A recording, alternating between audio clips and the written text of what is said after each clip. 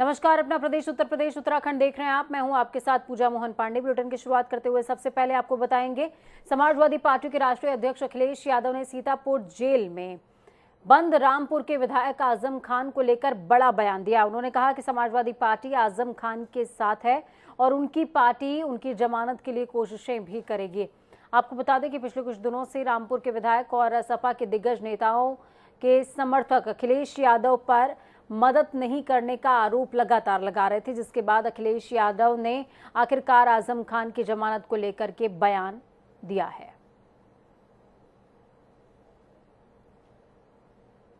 देखिए, वो कानूनी है और जो समाजवादी पार्टी लीगली मदद कर सकती है वो करेगी, लेकिन उनके साथ जो अन्याय हुआ है वो भारतीय जनता पार्टी ने किया है। भारतीय जनता पार्टी जानबूझ करके ऐसे अधिकारियों को लेकर के गई जिससे उनके ऊपर अन्याय हो सके, झूठे मुकदमे लग सके। श्री राम जन्मभूमि तीर्थ क्षेत्र न्यास के अध्यक्ष महंत नृत्य गोपाल दास की तबीयत बिगड़ गई है। तबीयत बिगड़ने के बाद महंत नृत्य गोपाल दास को लखनऊ के मेदांता हॉस्पिटल में भर्ती कराया गया। बताया जा रहा है कि महंत नृत्य गोपाल दास को यूरिनरी ट्रैक्ट इन्फेक्शन की वजह से अस्पताल में भर्ती कराया गया है।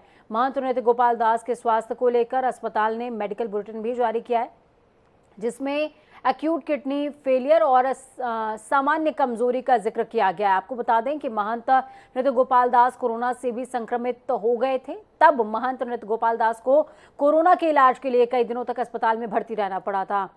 इस दौरान कोरोना वायरस के संक्रमण को मात दे दी थी उन्होंने और पूरी तरीके से स्वस्थ होकर अयोध्या भी लौटे थे।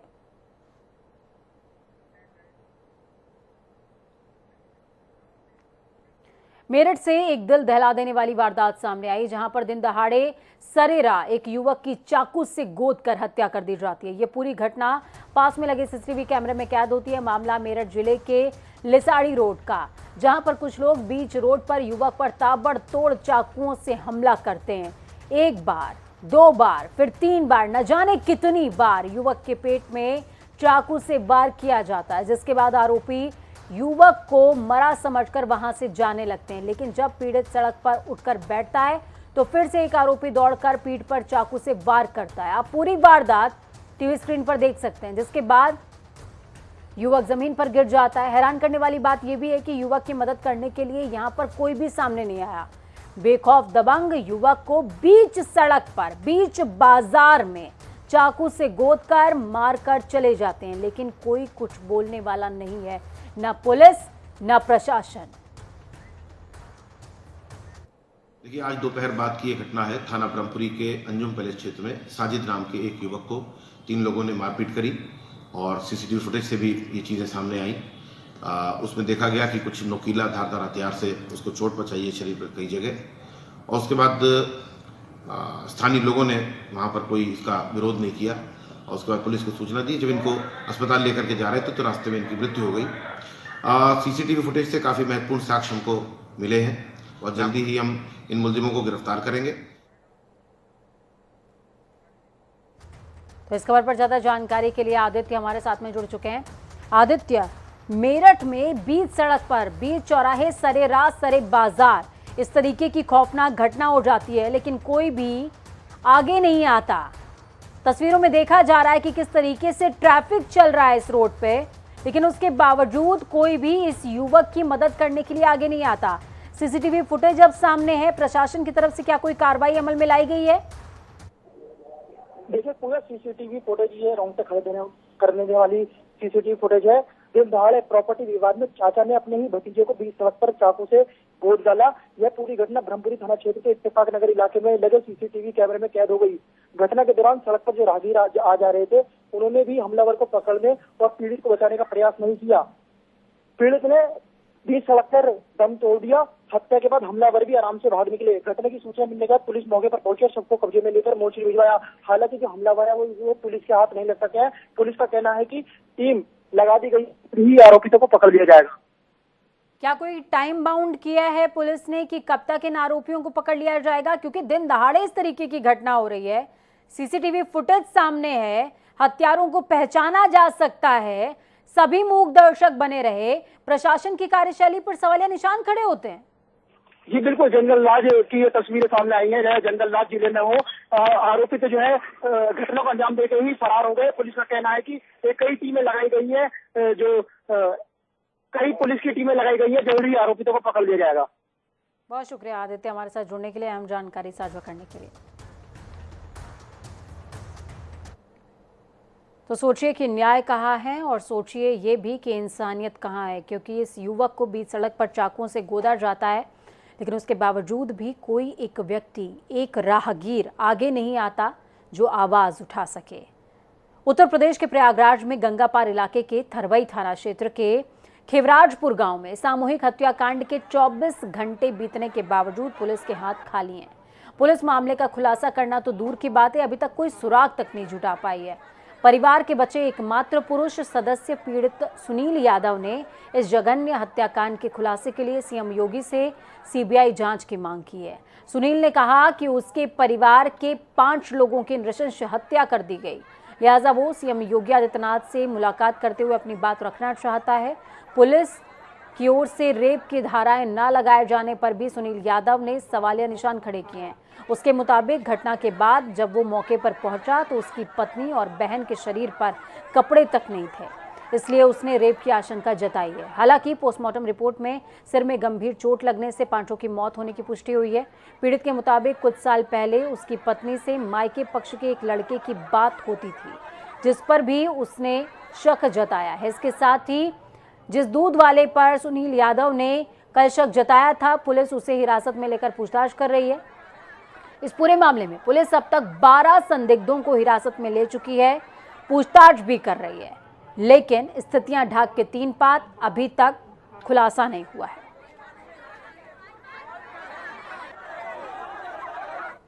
यूपी सरकार के परिवहन मंत्री दयाशंकर सिंह ने आजमगढ़ जिले के बस अड्डे का निरीक्षण किया। बस अड्डे पर ना तो साफ सफाई मिली और ना ही यात्रियों को पीने का पानी।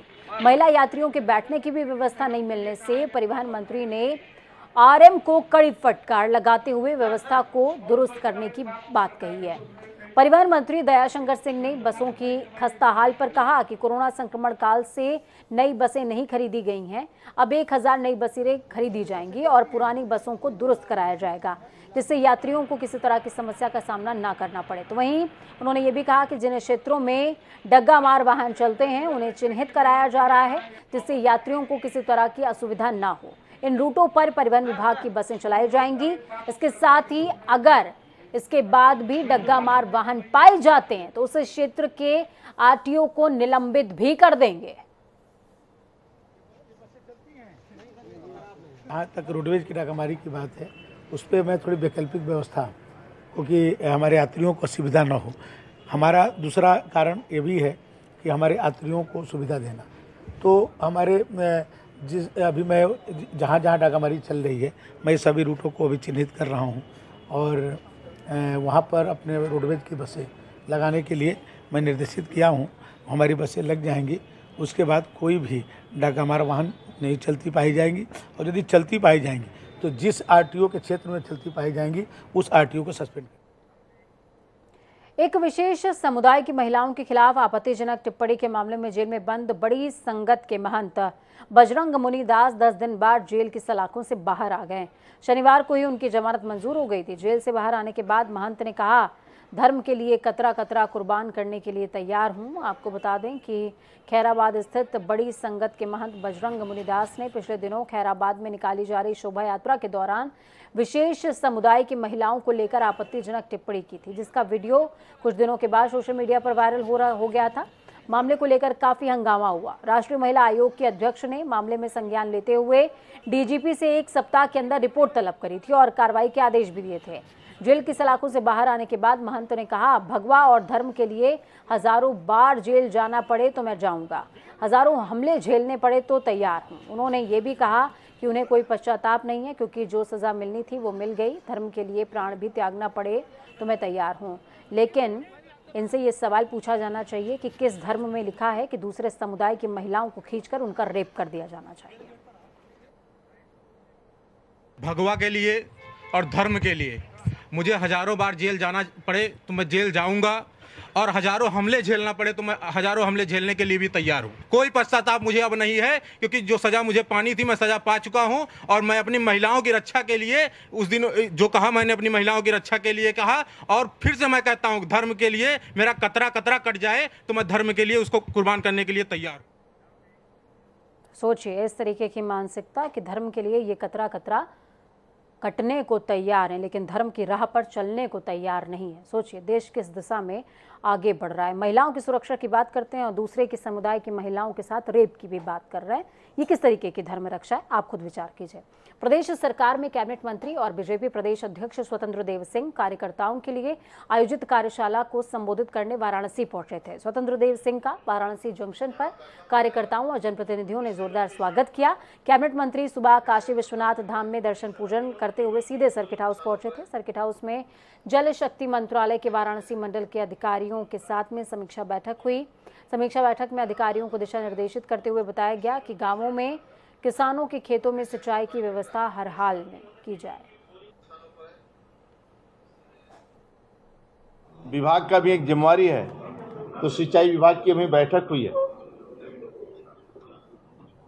तो सभी के खेत तक पानी पहुंचे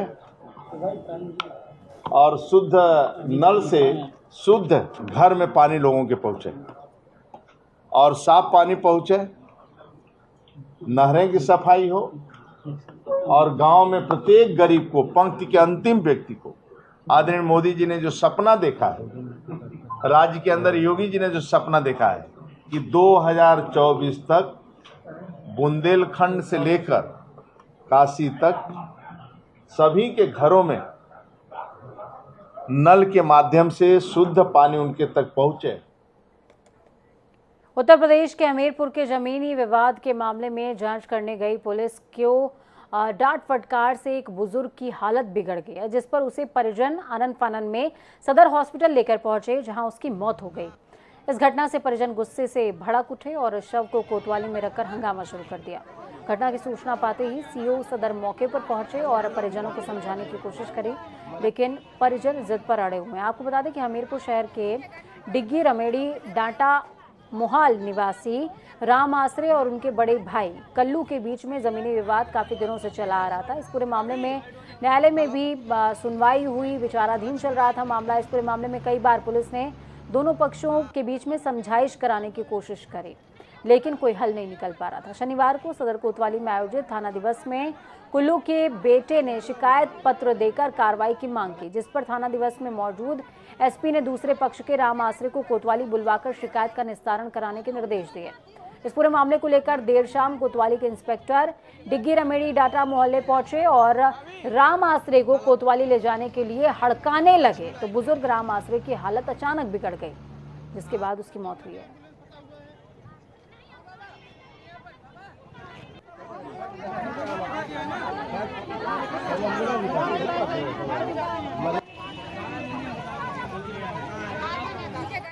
तो चलिए खबरों में आगे बढ़ेंगे। बात उत्तराखंड की करेंगे। प्रदेश में लगातार हो रही भारी बिजली कटौती को लेकर अब कांग्रेस का पारा हाई है। हल्द्वानी के बूथ पार्क में आज कांग्रेस कार्यकर्ताओं ने राज्य सरकार के खिलाफ जमकर नारेबाजी करी, पुतला दहन किया। कांग्रेस कार्यकर्ताओं ने कहा कि राज्य सरकार का 1 महीने का कार्यकाल पूरी तरीके से फेल रहा है। कुमाऊं के प्रवेश द्वार हल्द्वानी में 10 से 12 घंटे बिजली कटौती हो रही है, जिसका सीधा असर औद्योगिक व्यवसाय पर पड़ रहा है। उन्होंने राज्य सरकार से तत्काल बिजली कटौती पर रोक लगाने की मांग करी है।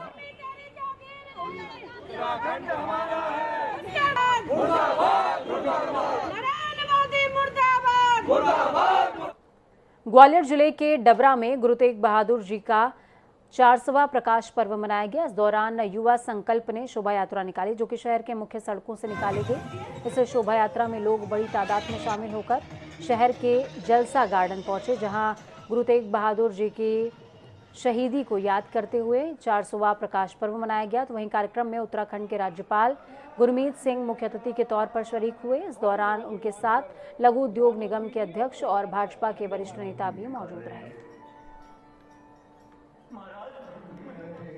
3 शब्द जो आपको सचखंड बसे निरंकार, सत्य,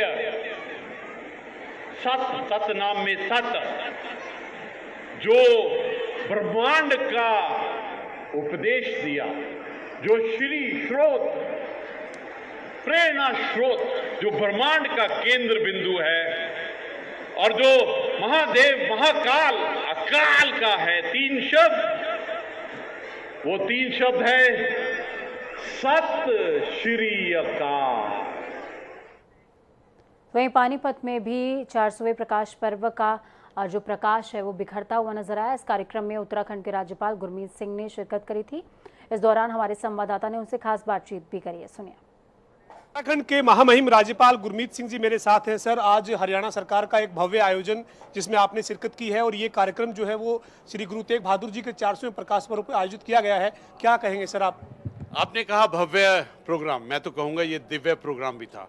इसमें पूरा परिवार इकट्ठा हुआ, जिस प्रकार संगत आई ये बिल्कुल अलग था और ये दिखाता है कि गुरुओं का जो त्याग, बलिदान, जो उनका मानवता के लिए जो मार्ग, उनका कल्याणकारी जो कार्य थे, परोपकारी जो थे, जो उन्होंने सबक सिखाए, जो गुरु नानक देव जी ने कहा कि सब कुछ तेरा, हम औरों के लिए क्या कर सकते हैं। मैं कहूँगा कि हरियाणा गवर्नमेंट का मैं तहे दिल से, मुख्यमंत्री जी खट्टर जी का मैं तहे दिल से शुक्रिया करता हूं कि उन्होंने ऐसा पर्व, ऐसा समागम, ऐसा परिवार का एक दिन दिहाड़ा आयोजन किया।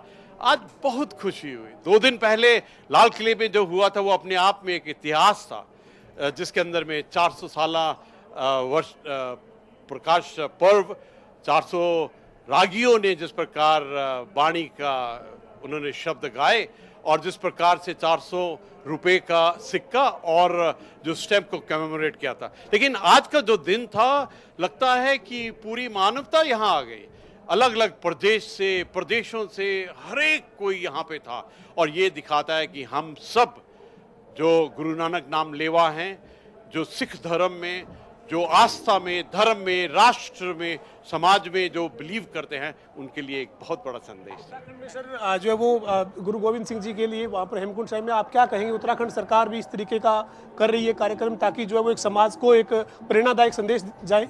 आपने बिल्कुल ठीक कहा। हेमकुंड साहब के अंदर में रोपवे का निर्माण हो रहा है। उसके अलावा आने वाले समय के अंदर में सिख धर्म के जो रिलीजियस टूर सर्किट है उसका भी प्रोग्राम बनाया जाएगा। नानक मता, हेमकुंड साहब, रीठा साहब, हरिद्वार, देहरादून, आप आइए, देखिए कि गुरुओं ने वहाँ पर आकर किस प्रकार से तप किया, अपना जो संदेश, अपना जो उपदेश था किस प्रकार दिया। धन्यवाद। तो चलिए फटाफट अंदाज में 5 होने पर चीज अहम जिलों का रुख करेंगे। ललितपुर आरपीएफ और क्राइम ब्रांच झांसी को मिली बड़ी सफलता। रेलवे के ओवरचाई वायर, 3 बाइक सहित कई चोर गिरफ्तार। इटावा में अवैध कब्जों पर प्रशासन ने करी कार्रवाई। जुगरा मऊ गांव में अवैध कब्जाधारियों पर चला सरकार का बुलडोजर, भूमाफियाओं में मचा हड़कंप। बदायूं में बिजली की करंट से उठी चिंगारी से लगी आग, 14 बीघा खड़ी फसल जलकर हुई खाक। दमकल टीम ने मौके पर पहुंचकर आग पर पाया काबू। लखीमपुर खीरी में अनियंत्रित होकर पुल से नीचे गिरा ट्रक सवार 3 लोग कैबिन में फंसे, कटर से काटकर निकाला गया बाहर, गंभीर हालत में अस्पताल में भर्ती। मथुरा में अज्ञात चोरों ने मकान का ताला तोड़कर 12 लाख रुपए नगद सहित सोने के जेवरात किए चोरी। सूचना के बाद मामले की जांच में जुटी पुलिस। सहारनपुर में मामूली कहासुनी पर 2 पक्षों में मारपीट, दोनों पक्षों के 5 लोग घायल, एक की हालत गंभीर। सूचना पर पहुंची पुलिस मामले की तफ्तीश में जुटी। मथुरा में गली में खड़ी कर्मचारी की बाइक हुई चोरी, सीसीटीवी कैमरे में कैद हुई वारदात। सूचना पर पहुंची पुलिस मामले की तफ्तीश में जुटी। गोंडा में आग की लपटों में आकर गरीबों के आशियाने हुए खाक, अज्ञात कारणों से लगी आग, करीबन 2 दर्जन घर गृहस्थी जलकर हुई खाक। हरदोई में पुलिस ने 3 गांजा तस्करों को किया गिरफ्तार। गांजा तस्करों के पास से पुलिस ने 60 किलो गांजा किया बरामद। पुलिस ने 2 बाइकें भी करी बरामद। हमीरपुर में 30 साल के युवक ने फांसी लगाकर दे दी जान। सूचना पर पहुंची पुलिस ने शव को कब्जे में लेकर पोस्टमार्टम के लिए भेजा। गोंडा में 3 बच्चियों के बाप की हुई निर्मम हत्या, फावड़े से गला काटकर हत्या की वारदात को दिया गया अंजाम। सूचना पर पहुंची पुलिस ने शव को कब्जे में लेकर पोस्टमार्टम के लिए भेजा। एटा में हाईवे पर कार का टायर फटने से हुआ सड़क हादसा, कार पलटने से 2 महिलाओं की हुई मौत। सूचना पर पहुंची पुलिस ने शव को कब्जे में लेकर पोस्टमार्टम के लिए भेजा। लखनऊ में प्रेमिका से मिलने गए प्रेमिका के चचेरे भाई ने चाकू से गोद कर उतारा मौत की घाट। सूचना पर पहुंची पुलिस मामले की तफ्तीश में जुटी। अमरोहा में पुलिस ने शराब तस्करों को किया गिरफ्तार। आरोपियों की कार से 200 बोतल हरियाणा मार्का अंग्रेजी शराब के साथ में 192 पौवे भी बरामद। आगरा में पेड़ से लटका मिला युवक का शव। भीम आर्मी के कार्यकर्ताओं ने जाट समुदाय के लोगों पर लगाया हत्या का आरोप। पुलिस पर कार्रवाई न करने के भी लगाया आरोप। कानपुर में भाभी से अवैध संबंध के चलते भाई ने भाई को उतारा मौत के घाट। घटना के बाद आरोपी मौके से हुआ फरार। मामले की जांच में जुटी पुलिस। गोरखपुर में एक प्रेमी युगल का मिला शव। चेहरे पर हैं चोट के निशान। मामले की जांच में जुटी पुलिस। भदोही में तंत्र मंत्र के झांसे में आकर लाखों रुपए गवा बैठी महिला अब लगा रही है थाने के चक्कर। आगरा में एक बार फिर से कोरोना ने पकड़ी रफ्तार। पिछले 24 घंटे में कोरोना के 15 नए मामले आए सामने। फर्रुखाबाद में ठेकेदार की ओर से बनाई जा रही सड़क निर्माण मानक विहीन होने पर स्थानीय ग्रामीणों ने किया विरोध। पीडब्ल्यूडी अधिकारी बोले होगी मामले की जांच। इटावा में रिजर्व पुलिस लाइन में बलवा नियंत्रण मॉक ड्रिल का किया गया अभ्यास। पुलिस अधीक्षक ने बलवा मॉक ड्रिल का किया निरीक्षण। एटा में राजस्व लिपिक कार्यालय का वीडियो हुआ वायरल। वीडियो में गैर अनुशासित तरीके से बैठे नजर आए कांस्टेबल। अनुशासन की मर्यादा को तार-तार करते दिखे होमगार्ड कांस्टेबल। कुशीनगर में तेज हवा के चलते दर्जनों गांवों में लगी भीषण आग। सूचना पर पहुंची फायर ब्रिगेड की टीम ने कड़ी मशक्कत के बाद आग पर पाया काबू। बांदा में तेज रफ्तार डंपर ने पिकअप को मारी जोरदार टक्कर। हादसे में 2 लोगों की मौत, 3 लोग गंभीर तौर पर घायल। घायलों को अस्पताल में भर्ती कराया गया। एटा में अज्ञात चोरों ने कैनरा बैंक के एटीएम में करी चोरी। चोरी की वारदात सीसीटीवी कैमरे में हुई कैद। मामले की जांच में जुटी पुलिस। तो वक्त यहाँ पर छोटे से ब्रेक का। ब्रेक के उस पार खबरों का सफर लगातार जारी रहेगा। बने रहिए जनता टीवी के साथ, क्योंकि हमें आपकी ताकत। अपना और अपनों का बहुत ख्याल रखिए। नमस्कार।